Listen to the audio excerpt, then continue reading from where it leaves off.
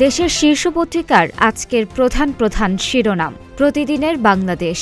ভারতের সবুজ সংকেত, নির্বাচিত আগামী সরকারের সঙ্গে সমঝোতার লক্ষ্যে কূটনৈতিক তৎপরতা। মতবৈচিত্র্যের মধ্যে ঐক্য ছাড়া জাতীয় স্বার্থ অক্ষুণ্ণ রাখা যাবে না। কবর জিয়ারতে জুমার দিনে শোকার্ত মানুষের ঢল, স্মৃতিতে অমলিন দেশনেত্রী খালেদা জিয়া। পলাতক ৭০০ কারাবন্দী ও লুট হওয়া অস্ত্রের খোঁজে। উদ্ধার হয়নি লুট হওয়া অস্ত্রের ৩০%। জঙ্গি এবং দুর্ধর্ষ অপরাধীও রয়েছেন পলাতকদের মধ্যে। ৭ জানুয়ারির পর সরকার পতনের আন্দোলন, হুঁশিয়ারি ইনকিলাব মঞ্চের। শরীফ ওসমান হাদি হত্যার বিচারের দাবিতে শাহবাগে হাদি মঞ্চে শুক্রবার বিক্ষোভ। কালের কণ্ঠ, ভোট ঘিরে মহাপ্রস্তুতি। ত্রয়োদশ সংসদ নির্বাচন নিয়ে সংশয় নেই। লটারিতে পোস্টিং, পুলিশের আধুনিক প্রশিক্ষণ। নির্বাচনে অংশ নিচ্ছে ৮০% রাজনৈতিক দল।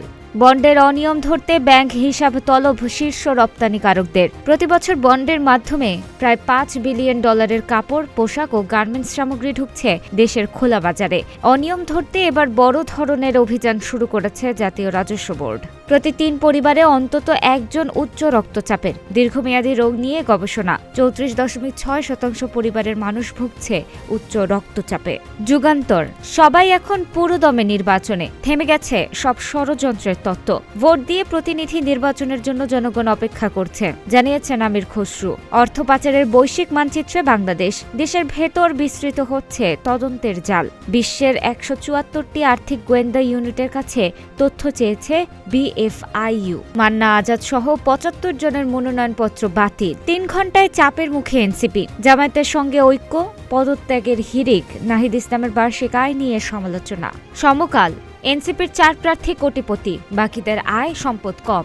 ব্যক্তিগত তথ্য পাচারের শঙ্কা গ্রাহকের। এ নিয়ে আইআর সিস্টেমে ত্রুটি, সরবরাহে ঘাটতি, বাড়তি দামেও মিলছে না এলপিজি সিলিন্ডার। ইত্তেফাক, প্রতি বছর বিলম্বে পাঠ্য বই ছাপার নেপথ্যে ৫,০০০ কোটি টাকার গাইড বাণিজ্য। তীব্র শৈত্যপ্রবাহ মঙ্গলবার থেকে, তাপমাত্রা নামতে পারে ৪ ডিগ্রিতে। মায়ের আত্মার মাগফেরাত কামনায় গুলশান মসজিদের মাহফিলে তারেক রহমান।